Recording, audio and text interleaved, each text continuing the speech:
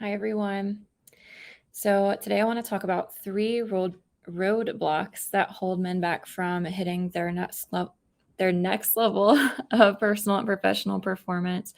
Sorry, I am a little nervous, but I've put together three roadblocks for you, and I'm going to go over them today.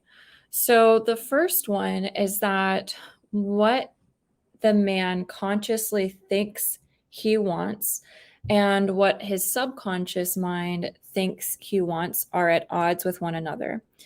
So, from conception to 8 years old, we have mirror neurons that basically make us mirror everything that our parents say and do.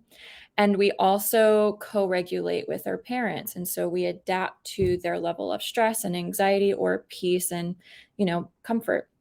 And if they're at peace and everything's good with them, then we're nice and calm. And if it's chaotic, then we create chaos as our baseline, especially, like I said, from 0 to 8.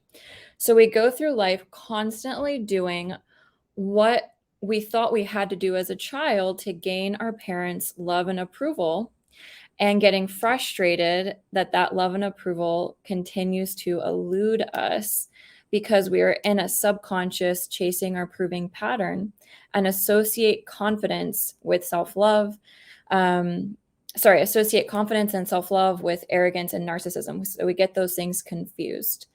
So basically, what we do is we go through life thinking that everyone is like our parents, right? And this is a very subconscious thing, but we think that we have to do what we did with and for and around our parents in order for people to love and approve of and validate us.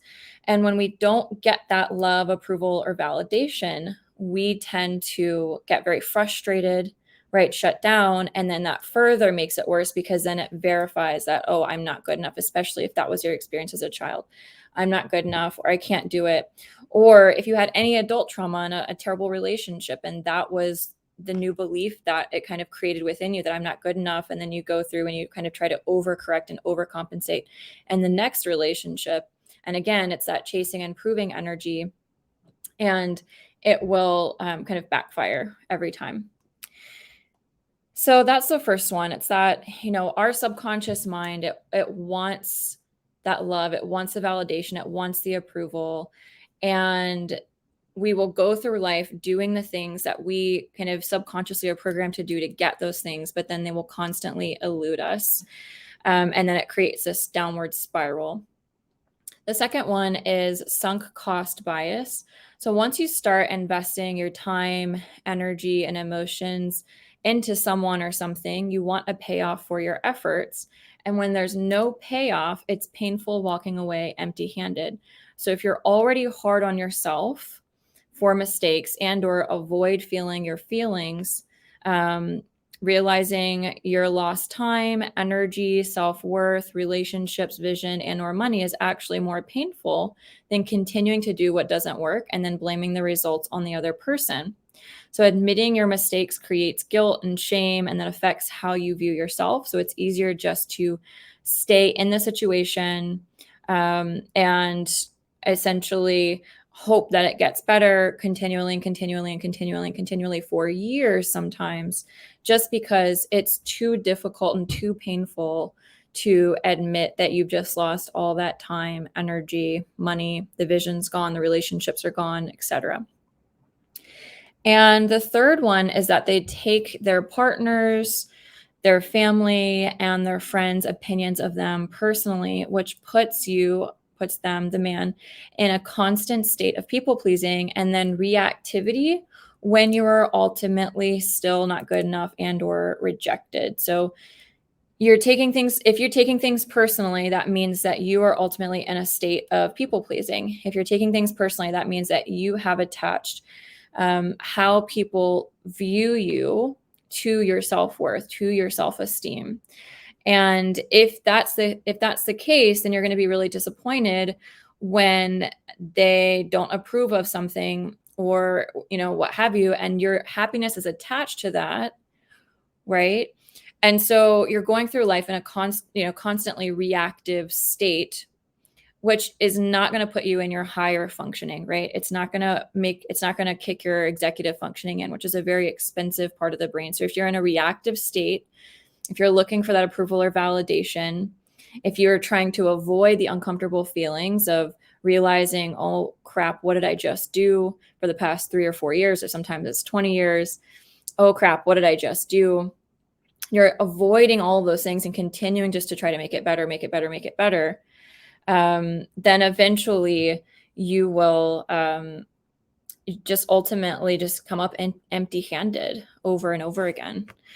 And it's not until you heal that stuff that your executive functioning can even come online, that your brain can go, okay, we have enough to spare to send the blood to the prefrontal cortex. Otherwise, I'm in the limbic system. I'm trying to survive. I'm trying to stay safe, and I'm doing everything I can possibly do to do that, and be happy and succeed and be in community. If you think about like the primal aspects of humans, we want to be in community to stay safe and stay, to have food, and there's power in numbers, right? And so our brain is designed for us to stay in community, to stay safe.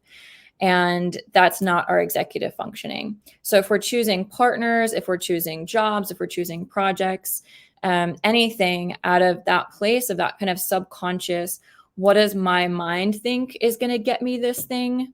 What does my subconscious mind think is going to get me this thing? What does my subconscious mind think? What behavior does it think is going to get me that thing? Until we get out of that and realize that that's what's going on and that's what's running the show, 95% of the time, our executive functioning is not going to come online and go, wait a minute, dude, you've got to learn to love yourself. You've got to learn to be confident. You've got to learn that it's okay if people don't like you. It's okay if they don't agree with you. That's not your mom. That's not your dad. Like literally teaching your brain, hey, that is not, like that you don't need that person for your survival. Like we're all interdependent, but what that is dependence, right? So interdependence is like, I'm independent, you're independent, as much as we can be, right? In a healthy, emotionally independent way. And then we're coming together because we're choosing each other and we have the same goals. But the former that I described is more of a codependence or a dependence. And people who are in that space typically attract people that are not good for them, people who are abusive, people who are narcissistic, people who neglect them, usually because they're already neglecting themselves. They think they have to be someone that they're not in order to gain love and approval. So I just wanted to pop in and share that with you today. I have a new offering. You can now meet with me in Austin for a VIP day for either a weekend or a day. I'm super excited about the offering. I wanted to come on here and share that with you guys. If you have any questions about these 3 roadblocks, either the discrepancy between your subconscious and conscious mind, sunk cost bias, or taking things personally, just drop a comment below and I'll answer them. Have a good day.